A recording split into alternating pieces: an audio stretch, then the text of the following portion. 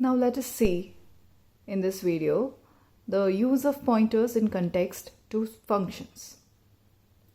Now here on screen you can see a function called swap, which is intended to swap the values of x and y. The swap function is called from this main function by passing the variables a and b, which are created in this main functions with value 10 and 11. So there will be a variable a in the memory and b with values 10 and 11. When this function call happens, the compiler jumps to the code where swap is written. The swap function has two new variables x and y, which will be then created. You are passing the values 10 and 11 from the calling functions, so x and y will also hold 10 and 11. The swapping logic is applied using a temporary variable. The values of x and y are swapped. So by the end of this line, x will be holding 11 and y will be holding 10. Now is the time to return these values. In the main function, we are intended to print the swapped values of a and b through this particular statement. That means the swapped values which are swapped in the swap function must be returned back to the calling function. Now, in the first place, we feel that because return statement cannot return more than one value, let us return these two values one by one. So return x and return y. Now, by doing so, what will happen is when the compiler will encounter this statement, return x, it will return back to this function call in the main function and then never come back. So y will never be returned. So even you try returning the values one by one, it is not possible. So what to do? So now our question is, if we are returning something using return statement, then what should we return? We are required to return both the values, but the return statement does not support returning two values. Moreover, the variables x and y, which are created at the beginning of this swap function, will die when this bracket is encountered. So the swapped values are never reflected in a and b. A and b are still 10 and 11. There is no swapping done on these variables. So when we print a and b here, we'll be getting 10 and 11 as output, which is the unswapped values.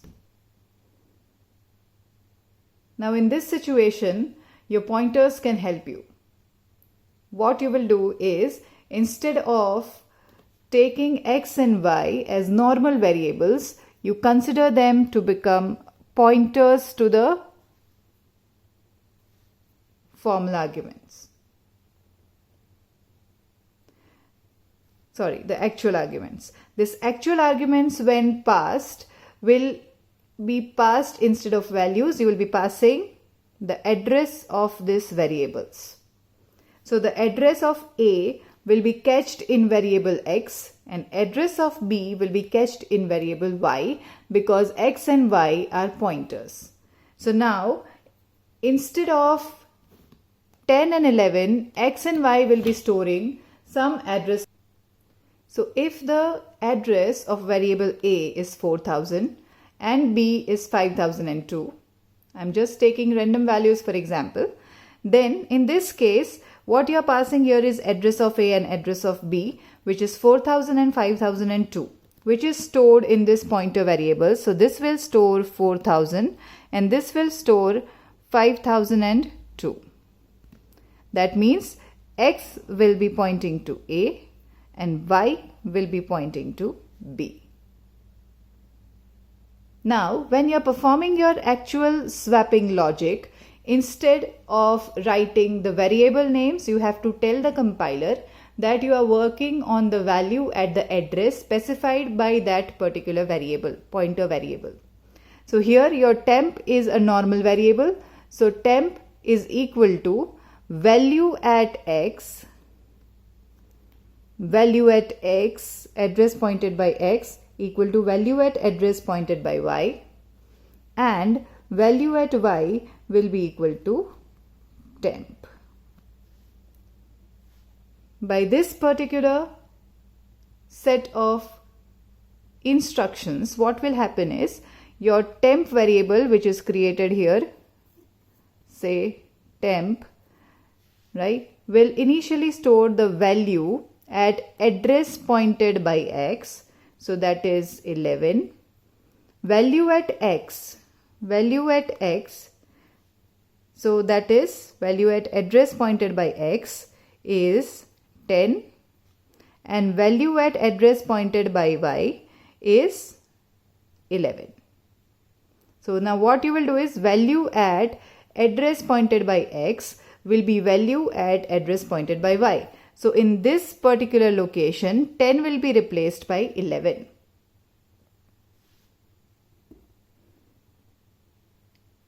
Right? And value at y is equal to temp.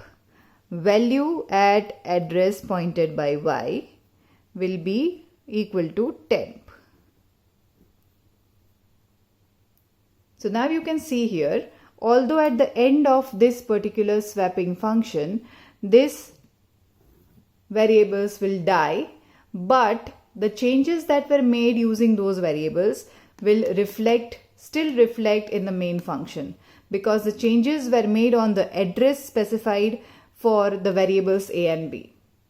So here, without using any return function, you will reflect the changes that you have made in the swap function in your main function. So when you will print a and b, you will print 11 and 10, which will be the swapped result. So this was the use of pointers in context to functions. So at the end of this example, we can conclude 3 things. Number 1, if we want the value of an actual argument should not get changed in the function being called, pass the actual argument by value. That means if you want no change, then call by value. If you want the value of an actual argument should get changed in the function being called, you have to pass it by reference.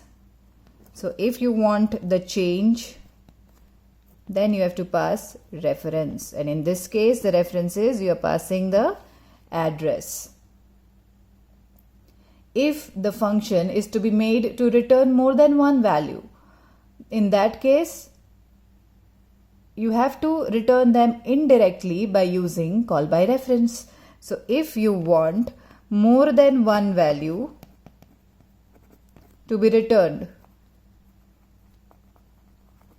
in that case again you have to use call by reference.